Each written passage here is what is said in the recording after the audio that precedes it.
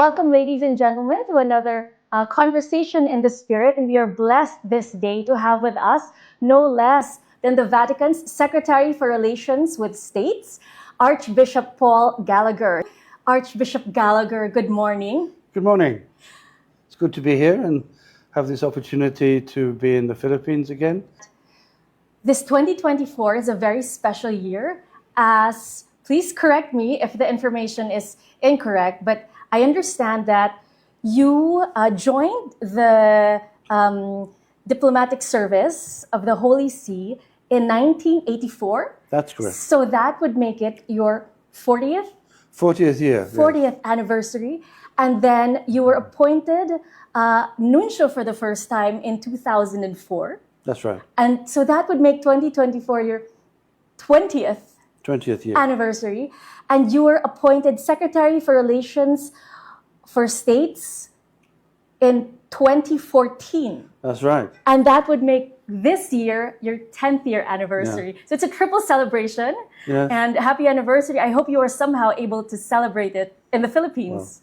Well, yes, it's been a very joyful experience so far, seeing one or two old friends and coming to this house where I lived for over 4 years.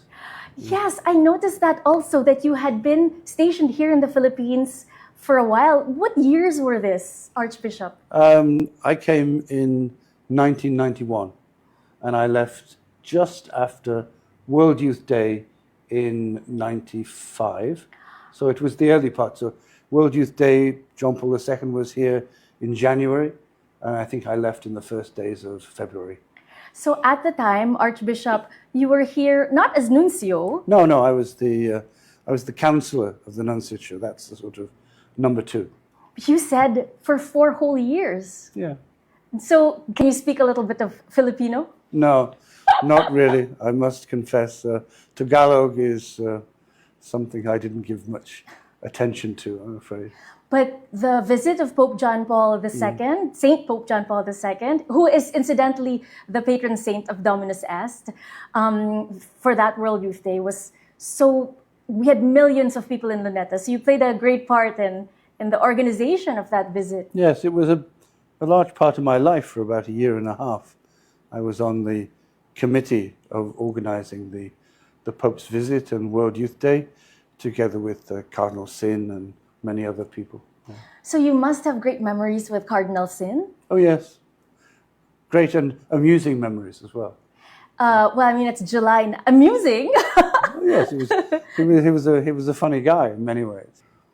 Well, he was very good at organizing big parties at Villa San Miguel and those things. And he would come and visit the nunciature, and it was always very, very amusing. I remember the books that he published in those years about his life and his travels, which had amusing titles like the Book of Sin and Yes. Travels with Sin and things like this. So he liked making play of his name. And what are your memories of Pope John Paul II? Well, it was a very interesting experience too. Obviously, I knew a little bit about the Pope, obviously, seen him a number of times in audiences, but to actually live in the house with him, that was the interesting thing. You're seeing him praying. And considering he was obviously so busy and so much to do and so many people to see, he spent an extraordinary amount of time in the chapel praying, and that was very impressive. Wow. And he was quiet. He wasn't as extrovert as people, I think, sometimes think. He was a quiet, prayerful man who I think gave you a great example about the importance of prayer in the life of a Christian, in the life of a priest and a bishop. It was, so you became a nuncio for the first time in 2004. So at this time, was it still Pope John Paul II? Yes, it was. Oh, okay. So it was Pope John Paul II who made you nuncio. It was. Saint Pope John Paul II. Yes. Oh. And he was, when I was ordained bishop, by Cardinal Sodano, not by then the Pope was too weak really to perform big ceremonies in St. Peter's. So Cardinal Sodani used to do the Episcopal ordination, so he ordained me. And I noticed that you have been nuncio in different continents around the world. So the first one was Burundi. Burundi. And for those who are not familiar with geography, this is in East Africa? East Africa, yes. Yes. And what was that experience like, Archbishop? Well, it was a wonderful experience to begin as a nuncio. I began that in rather tragic circumstances because my predecessor, Archbishop Michael Courtney, had been assassinated. And in December of 2003, I was already nominated to succeed him, and he was going to be the nuncio in Cuba. But in the what should have been the last weeks of his mission, the car in which he was traveling back to Bujumbura, the capital of Burundi, was attacked, and he was wounded and died a few hours later. And was it also in Burundi where the nunciature was bombed or something? Yes, it was bombed on one occasion. I was actually on vacation when it was bombed, but my secretary was there and had to experience all that. So it was probably mistakenly bombed. There was a meeting of ministers of defense in Bujumbura, somewhat down the hill from where the nunciature was. And we think that they were the rebel forces were trying to bomb that. And the bomb fell short and hit the nunciature. Guatemala, was it a more peaceful experience? Well, I think that was the intention of my superiors, that it would be a more secure and peaceful. But it wasn't really, because it was extremely insecure. And even today, I think it still is. Guatemala is a beautiful country, but has very, very deep social problems. It had what they call a conflict, internal conflict, for about 30 years, when the army was in conflict with people and was committing some rather terrible atrocities against people, in which many people of the church were involved, including many catechists. So it was a rather insecure country, a lot of violence, many murders. In fact, it was much more insecure than Burundi had been during the Civil War, because drug cartels and people like that, there are no rules. In war, strangely enough, there are rules. You know where not to go to and what to do. Whereas when you've got organized crime, you don't know what the rules are, and there are no rules. You witnessed it yourself. Yes, yes. Sadly, one did. There was a lot of violence and on the streets of the capital city, and in other parts of the country. So you saw there's some pretty gruesome things. After Guatemala, you were appointed nuncio to Australia. Yes. And was it more relaxed in Australia? Well, Australia was much more relaxed. Unfortunately, I was only there for 2 years, so I was just beginning to feel at home, getting into the job, learning about the country and the church, when it was decided that I should go back to Rome and do the job which I've been in now for the last 10 years. Yes. For those who are not very much familiar with the role of the Vatican as a government, how does it work, Archbishop? Because so here, of course, we understand the role of the nuncio and the role of our cardinals and our archbishops, but we're not very much acquainted with how the Vatican has relations with states. Could you enlighten us on that? Well, the Vatican is recognized as internationally for many well, not so much the Vatican of centuries.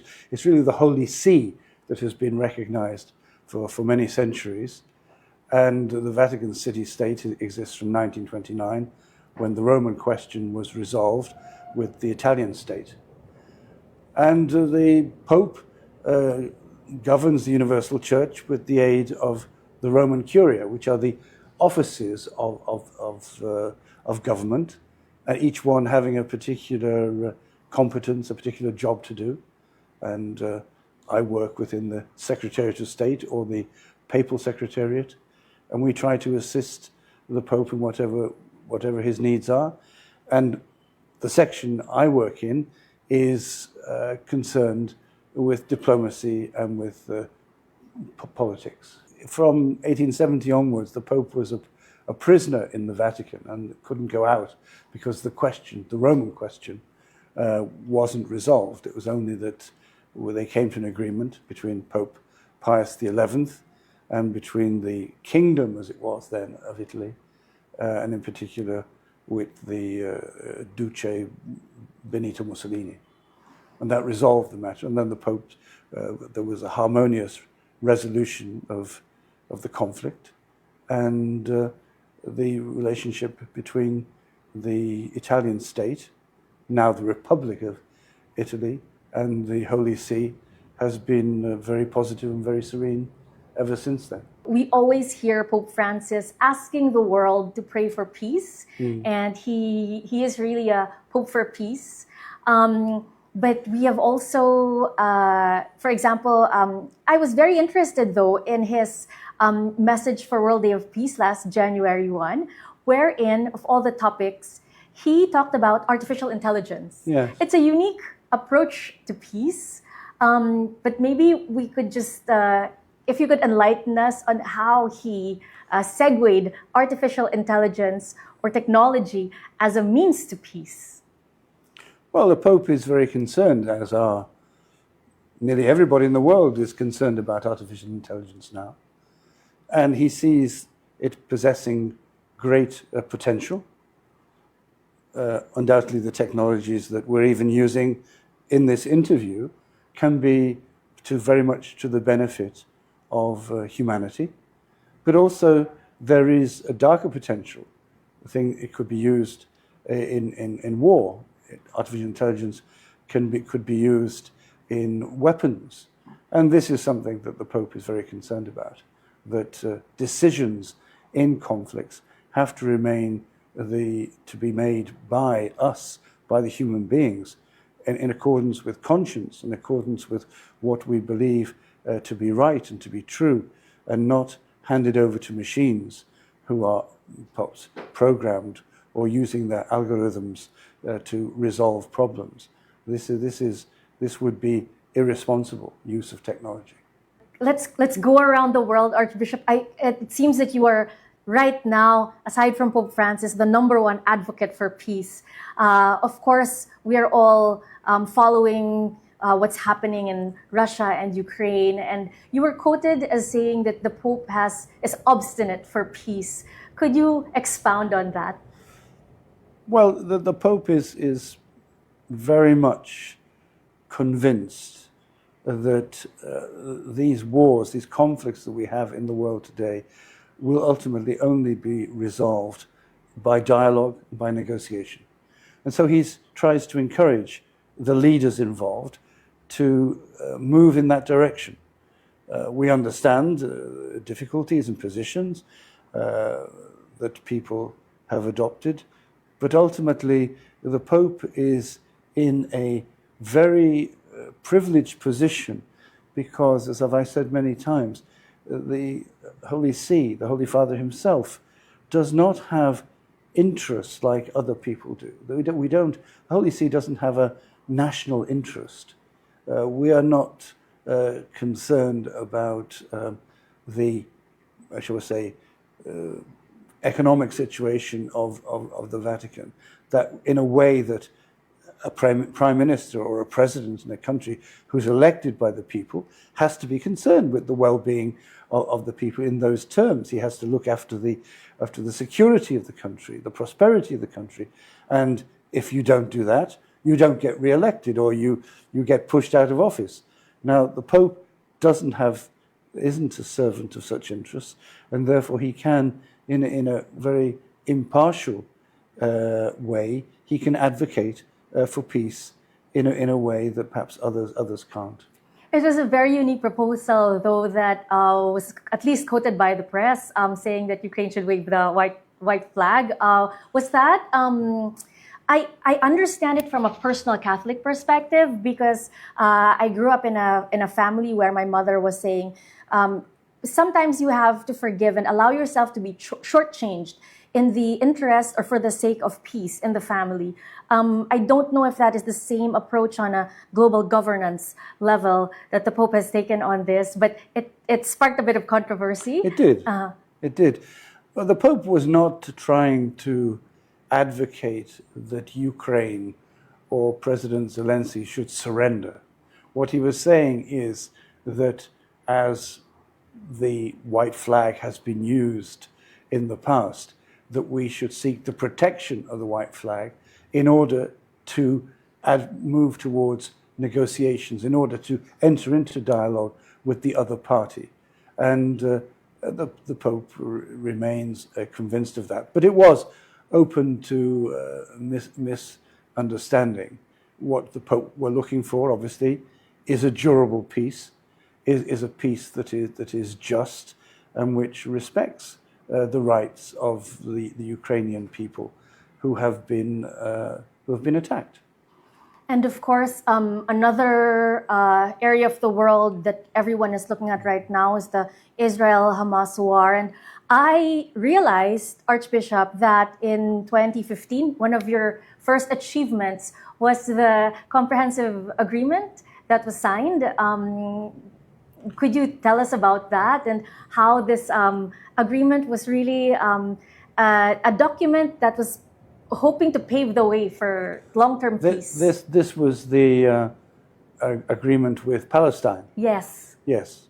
Well, obviously that agreement was the result of the fruit of many, many years of negotiation by my predecessors and by the many people who've worked in the Secretariat of State. I was just happened that it came to completion at the time when I was in this office, and so it was my privilege and honor to be able to sign on behalf of the Holy See.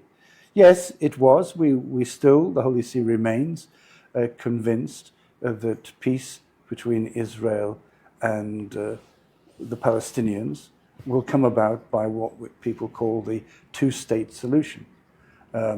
Now, the two-state solution has, in recent decades, been pretty well dismissed by a lot of people as unworkable. But now, tragically, in the conflict in Gaza, people have begun to talk about it again, begin to look at it again, and see that this really does seem the only just way to bring about lasting peace between Israel and the Palestinians, between Israel and Palestine. Now, there's still a lot of work to be done on that. It's going to need a lot of statesmanship. It's possibly going to need a great deal of ingenuity to find a way to make a two-state solution work. But considering the suffering, the tragedies that we've witnessed in recent months, then we have to make that effort. The world has to make that effort. And the world has to help Israel and Palestine. Is a two-state solution, it's a proposal, but is it actually possible? We believe it's possible, yes. At the moment, it is a proposal. At the moment, it remains possibly even a bit of a dream. But we have to make that a reality. Archbishop, we've tackled Ukraine and Israel. Of course, we're in Asia. Is there any statement from the Vatican on the conflict in the West Philippine Sea, or is it premature?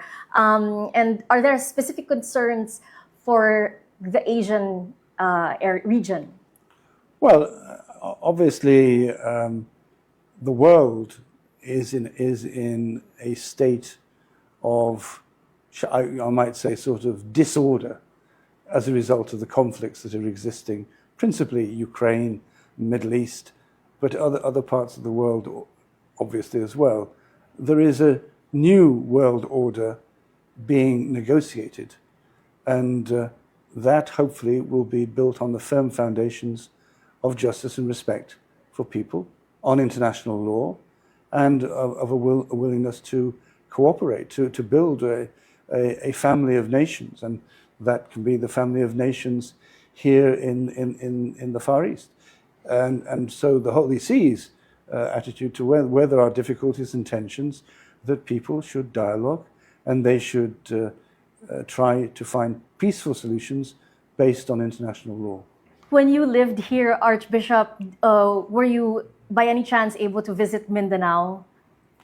I did go there once, actually, more or less to the place where we're going back today, because I went with the then nuncio, Archbishop Moreni. We went to the Episcopal ordination of the Bishop of Malay Balay. So we did go to there. But, I mentioned Mindanao because we were talking about peace, and I had the privilege of going with Archbishop Brown to Jolo for a celebration of peace. It was the anniversary of the bishop at the time who was killed during the time of war, and we were able to see the fruits of peace, and it was so beautiful. And it really was dialogue that paved the way. I think you're talking about Bishop Benjamin de Jesus. Yes. Now, I was here in the nunciature when he was made the apostolic vicar of Jolo, and because he was ordained by the Pope in Rome, and then he came back to the Philippines, and I met him here, and I met him on several occasions. Yes, he had done a lot to sow peace. He was, above all, I think, a man who had peace in his heart, and so it was a bit contagious. It was tragic that he had to make that sacrifice of his life. But I think, as you say yourself, the fruit is there to be seen. It's so beautiful now, Archbishop. I'm happy to share that what I witnessed was it was really a community of different religions all coming together, and you could really feel the joy after all of the suffering that they had experienced throughout the years, and the experiences that they were sharing. A priest was sharing that there was one time that he was blessing just heads. But today they live together in peace, and it's really so beautiful. I hope that someday you'll be able to also visit them. It's quite far. I saw that you had given a beautiful talk on the culture of encounter.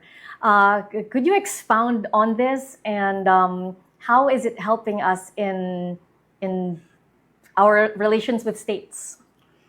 Well, the culture of encounter is one of the expressions the Holy Father has used throughout the pontificate. The idea is that people very often shy away from each other. They don't want to talk to each other. They don't want to know about each other. The Pope is encouraging people to talk, to meet, and to get to know each other, to break down the barriers which exist between peoples, and to really realize that we have often very much in common. After all, we're all human beings.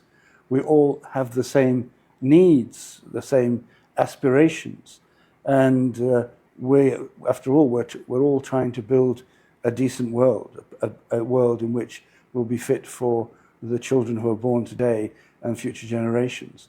So the Pope's trying to say to people, we cannot resolve our problems, our differences, by running away from each other. We have to come together. And that's what he's talking about in the culture of encounter. You also mentioned the role of charity and justice as a path to peace, as part of the culture of encounter. Well, I think, as we all know, you can't have true peace without justice.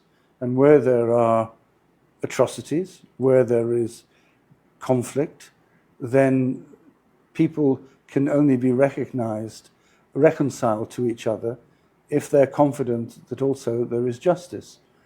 You can have, indeed, you need mercy, you need forgiveness, but you also need justice if you're going to build a strong, reconciled society. Thank you, Archbishop. And as a final question, Pope Francis always asks us to pray for peace, and he actually gave a statement saying that at this time, the world is at war. Although ordinary citizens in cities and in countries that enjoy the benefit of peace, some of us don't really feel the effects of war that much. What can we do in our own little way to help propel the mission for peace? Well, I think you're referring to when the Pope, quite early on in the pontificate, spoke of the Third World War piecemeal. And I was, as I've said before, I was quite shocked by that expression. Because World War, for those of us who know our 20th century history, represents terrible conflicts which took millions and millions of human lives. And we know what happened here in the Philippines also in the Second World War. But I've come to understand what the Pope was getting at, that yes, there are too many conflicts, and there is a danger that these conflicts, which are separated to some extent, can infect the whole of world, global society. So I think what we've got to do is we've got to be aware of the fragility and the preciousness of peace. And we all have a part to play. In reality, we're all suffering, to some extent, the consequences of global instability, of the wars that already exist, because it's affecting the cost of living, it's affecting supply chains and production, and all of these things which affect parts of the world which may be thousands of miles away from where the war is, but we are being affected. Even as we know, the distribution of grain from the Ukraine, which was inflation. one of the, so we all have a part to play and to protect the peace which we have. We all have to be peacemakers. We all have to be people of the Beatitudes. This is what we're called to be. Thank you, Archbishop. And would you just like to share a message to our audiences? This will be on the different pages of the different churches also in the Philippines. Well, I would just like to say that it is a real joy to be here, and it's a joy to come in the name of the Holy See and of the Holy Father, and to assure the Filipino people and the Catholic Church here in the Philippines of the Holy Father's blessing and love. Thank you. Thank you very much, Archbishop. So I'm Margot Salcedo from Dominus S. Thank you for joining us today.